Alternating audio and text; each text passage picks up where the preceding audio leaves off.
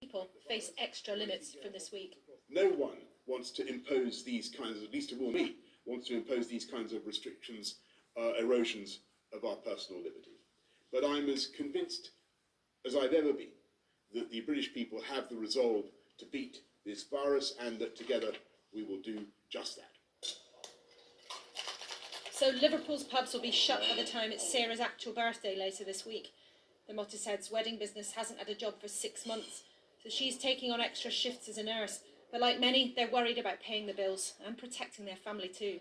I worry about my kids as well, not being able to socialise and go out and see their family and friends. So, yeah, it has a huge impact. Where businesses are forced to close, the Treasury will pay some of the wages, but only 2/3 from the start of next month. Rebecca owns the bar and worries it's not enough.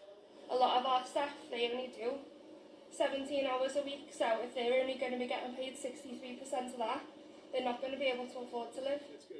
But as cases rise, could we be stuck in a painful holding pattern? Prime Minister, you've said many times you want to avoid another national lockdown, but it seems every week you introduce extra rules and cases still rise. Are you just delaying the inevitable? I really hope that we won't have to go back into anything like a national lockdown of the kind that we did in March and April. We could go for a national lockdown again. I think many people would think that was extreme and it would do a great deal of extra harm to our economy. Professor Whitty, are you confident what's being announced now is really enough to slow the spread of the disease? I am not confident, and nor is anybody confident, that the Tier 3 proposals for the highest rates, if we did the absolute base case and nothing more, would be enough to get on top of it. And that is why there's a lot of flexibility. Not exactly a ringing endorsement. And Westminster wants local leaders to make some of the toughest calls.